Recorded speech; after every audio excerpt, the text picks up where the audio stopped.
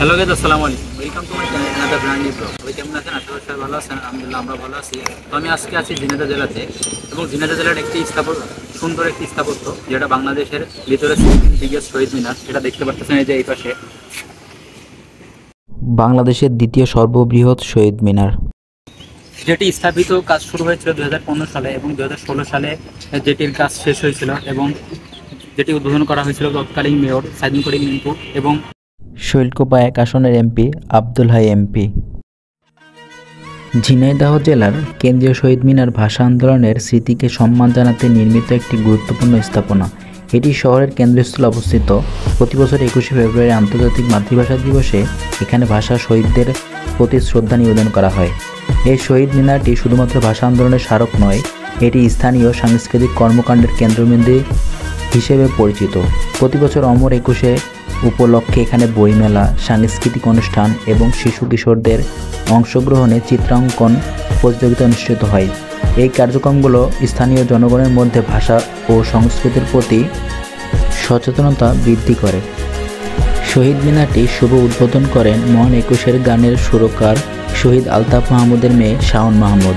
পরে জেলা আওয়ামী লীগের সাধারণ সম্পাদক ও পৌর মেয়র সাইদুল করিম মিন্টুর সভাপতিত্বে এর আলোচনা সভা অনুষ্ঠিত হয়।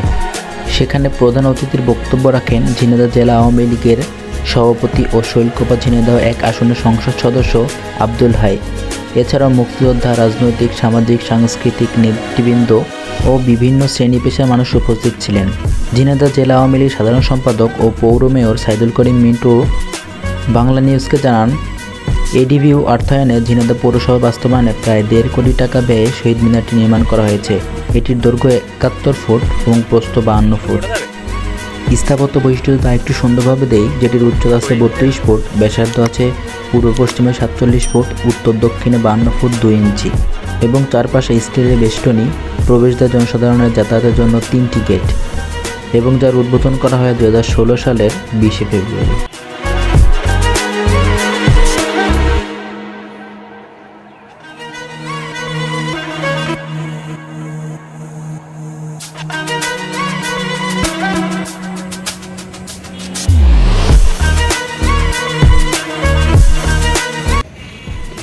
আপনারা এতক্ষণ এখানকার সিনেমেটিক শটটা দেখলেন, এবং যেটা ঝিনাইদহ জেলার একদম প্রাণকেন্দ্রে অবস্থিত, যেটা এখানে ছিল আগে মুজিব চত্বর, যেটা এখন শহীদ চত্বর নামে পরিচিত, তার পাশে এটি অবস্থিত। এখানে প্রতি বছর বইমেলা হয়, নানান সাংস্কৃতিক অনুষ্ঠানগুলো এখানে হয়ে থাকে। তা আজকেও হয়তোবা আরেকটি অনুষ্ঠান হবে, সেজন্য এখানে সাজানো গোছানো চলতেছে, সেজন্য আজকে লোক কম, না হলে এখানে একদম লোক পুরো বোঝাই হয়ে যায়। আর আমরা আজকে একটা টাইমে এখন সেজন্য আইসি পর থেকে আস্তে আস্তে এখন লোক চলে আসে। পরটা এক সময় লোক পা দেওয়ার জায়গা থাকবে না, এবং কেন্দ্র করে আশেপাশে কিছু খাবার স্টল তৈরি হয়েছে জায়গাতে। এখানকার কেন্দ্র করে আশেপাশে অনেকগুলো খাবার স্টল তৈরি করা হয়েছে, এবং যেখানে জমজমাট বিক্রি হয় সন্ধ্যা থেকে। বিশেষ করে এই জায়গাটা জমজমাট থেকে সন্ধ্যাতে। তো আপনারা যারা আছেন ঝিনাইদহে, তারা অবশ্যই আসবেন এখানে। আর হ্যাঁ, যারা এই চ্যানেলটিতে নতুন অবশ্যই সাবস্ক্রাইব করবেন, এবং ফেসবুক পেজ থেকে যারা দেখছেন তারা অবশ্যই ফলো করে থাকবেন। এরকম সুন্দর সুন্দর ভিডিও পেতে বিশেষ করে ঝিনাইদহ জেলার এমন কোনো জায়গা থাকবে না ইনশাআল্লাহ যার ভিডিও এগুলো থাকবে না। হয়তো বা ঐতিহ্যবাহী স্থান এবং জনপ্রিয় স্থান এবং জনপ্রিয় খাবারগুলি, এবং শুধু ঝিনাইদহ না, বাংলাদেশের অনেকগুলো অঞ্চলের ভিডিও আপনারা এই চ্যানেলটিতে দেখতে পারবেন।